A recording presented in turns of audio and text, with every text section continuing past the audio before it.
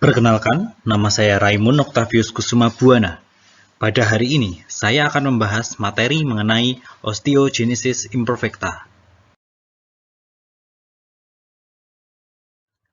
Osteogenesis imperfecta merupakan kasus yang dapat dijumpai oleh dokter gigi, khususnya ortodontis, di mana saja. Oleh karena itu, pentingnya mengetahui pemahaman mengenai penyakit ini dapat membantu ortodontis untuk melakukan perawatan yang tepat sesuai dengan keadaan pasien. Pemahaman yang perlu diketahui antara lain mengenai klasifikasi, diagnosis, manifestasi klinis, dan treatment. Semua hal ini akan dibahas satu persatu dalam materi ini.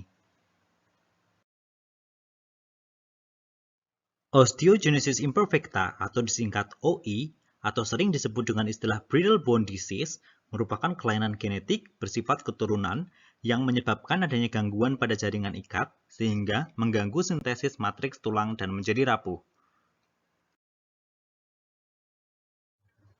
Insidensi kelainan osteogenesis imperfecta adalah 1:15.000 sampai 20.000.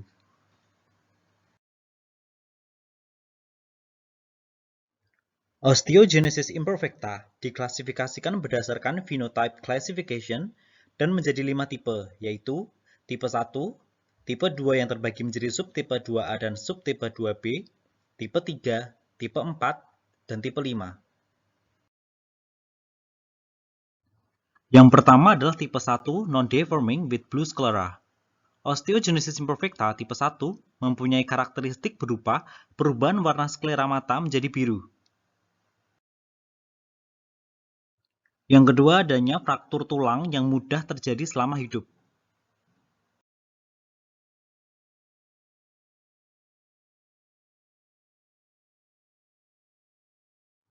Dan yang ketiga adalah adanya gangguan pada sistem pendengaran.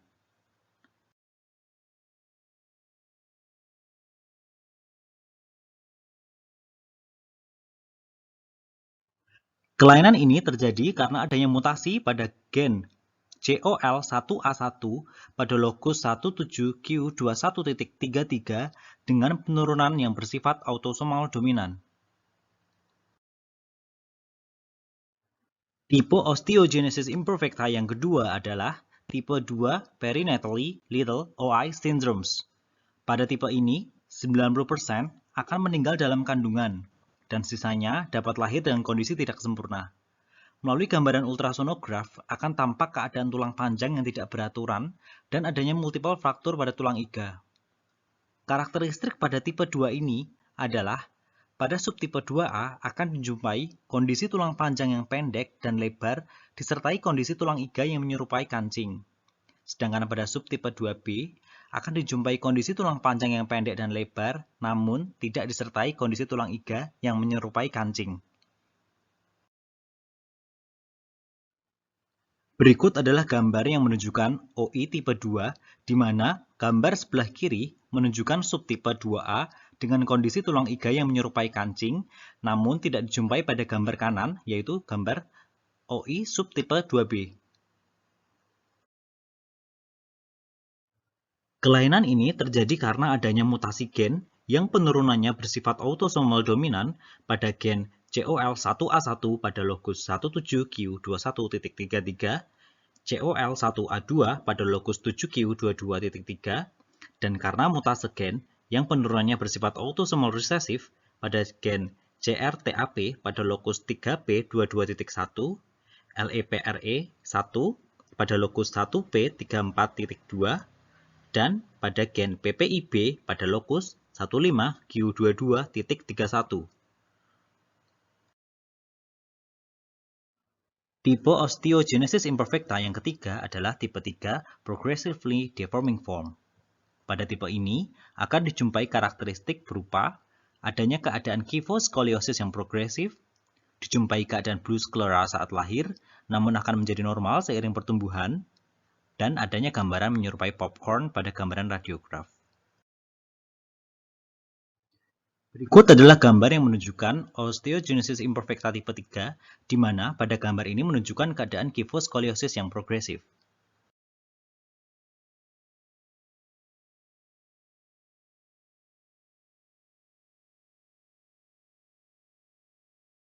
Selanjutnya adalah gambar yang menunjukkan osteogenesis imperfecta tipe 3, di mana pada gambar ini menunjukkan keadaan gambaran menyerupai popcorn pada tulang. Kelainan ini terjadi karena adanya mutasi gen yang penurunannya bersifat autosomal dominan pada gen COL1A1 pada lokus 17q21.33, COL1A2 pada lokus 7q22.3, dan karena mutasi gen yang penurunannya bersifat autosomal recessive pada gen CRTAP pada lokus 3p22.1, LEPRE1 pada lokus 1p34.2, dan PPIB pada lokus 15q22.31. Tipe osteogenesis imperfecta yang keempat adalah tipe 4 Common Variable OI with Normal Sclera. Pada tipe ini akan dijumpai karakteristik berupa adanya keadaan sklera yang normal tanpa adanya gangguan pendengaran, namun masih cenderung terjadi fraktur tulang secara berulang.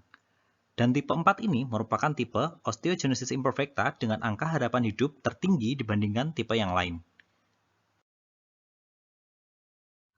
Kelainan ini terjadi karena adanya mutasi gen yang penurunannya bersifat autosomal dominan pada gen COL1A1 pada lokus 17q21.33, COL1A2 pada lokus 7q22.3, gen WNT1A pada lokus 1213.12, dan karena mutasi gen yang penurunannya bersifat autosomal resesif pada gen CRTAP pada lokus 3p22.3, gen PPIB pada lokus 15q22.31, gen SP7 pada lokus 12q13.13, dan gen PLS3 pada lokus XQ23.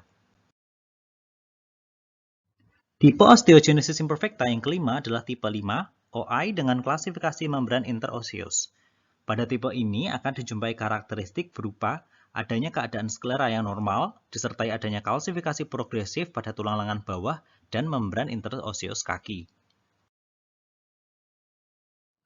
Berikut adalah gambar yang menunjukkan OI tipe 5, di mana pada gambar sebelah kiri menunjukkan adanya hiperkalsifikasi kalus, dan pada gambar sebelah kanan menunjukkan adanya gambaran kalsifikasi interosseous membran.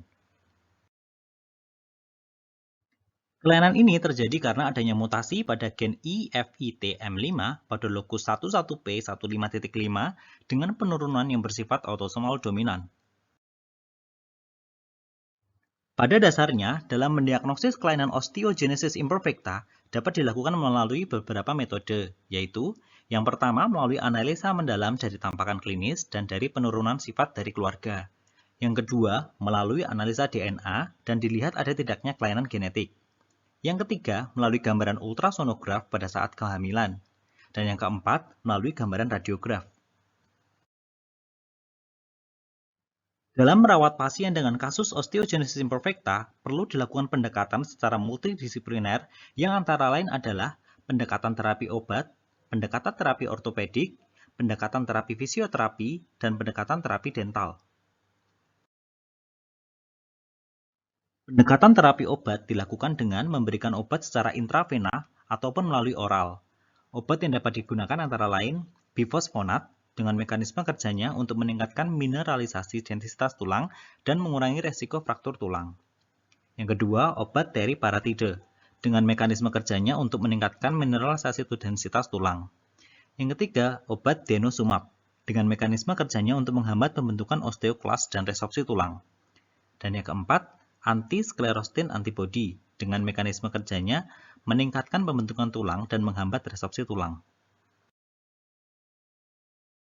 Pendekatan terapi ortopedik dilakukan dengan terapi bedah dan pemberian alat bantu.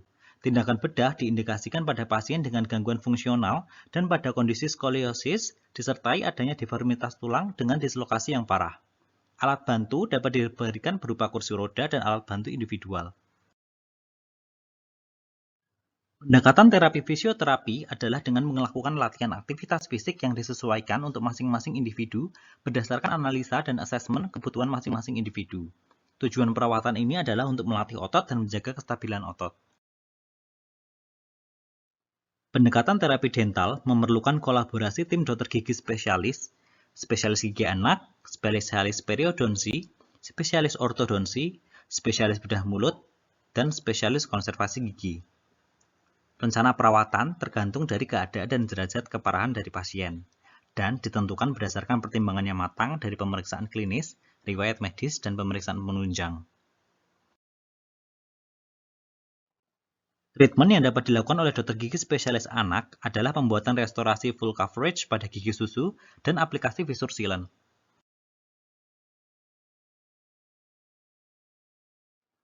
Treatment yang dapat dilakukan oleh dokter gigi spesialis periodonsi adalah menjaga kesehatan dan kebersihan rongga mulut dengan pembersihan karang gigi rutin dan pengecekan kondisi periodontal. Treatment yang dapat dilakukan oleh dokter gigi spesialis ortodonti adalah perawatan maloklusi dengan alat ortodonti, baik kombinasi bedah ortognatik maupun tidak.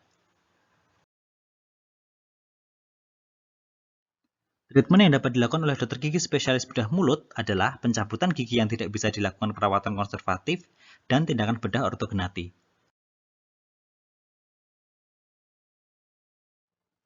Treatment yang dapat dilakukan oleh dokter gigi spesialis konservasi adalah melakukan perawatan endodontik disertai pembuatan full coverage crown.